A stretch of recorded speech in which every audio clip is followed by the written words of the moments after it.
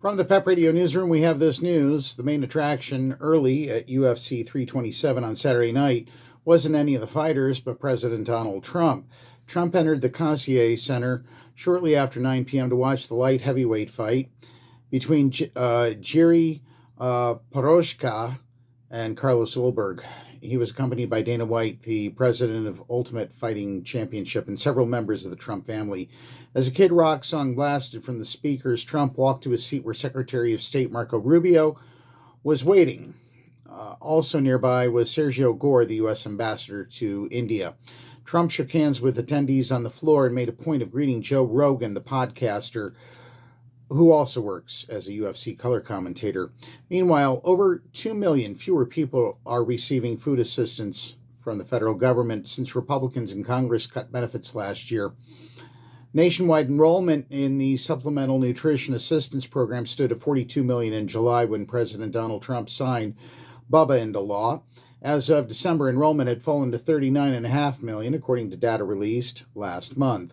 The program has changed in ways that we're only now starting to see the impact of, said Joseph Lobrera, an expert on food assistance with the Liberal Center on Budget and Policy Priorities, who sold all that to HuffPost. The pullback on federal food assistance could stretch family budgets and amid persistent inflation that's driven voter dissatisfaction with Republicans in special elections since last year.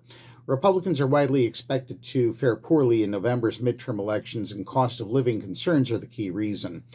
In one sense, the cuts to SNAP and Medicaid, which Republicans use to offset the cost of taxes tilted toward the wealthy, merely reverse expansions to those programs enacted by Democrats during the presidencies of Barack Obama and Joe Biden. But the changes to food assistance are part of a more drastic restructuring of the federal government's main anti-hunger program. In addition to tighter eligibility requirements for people without jobs, the Trump administration has encouraged states to impose restrictions on which foods SNAP benefits can buy. The restrictions started taking effect this year, with 22 states aiming to block the purchases of candy and sugary drinks. Probably the biggest change of all, though, is part of the so-called Big Beautiful Bill. It requires states to shoulder a portion of the cost of SNAP benefits if they're making too many erroneous payments. It's something they've never had to do, and something they will definitely try to avoid to the greatest extent possible. That's what we know for now. I hope you got to eat today. From the PEP Radio Newsroom, I'm David Moore.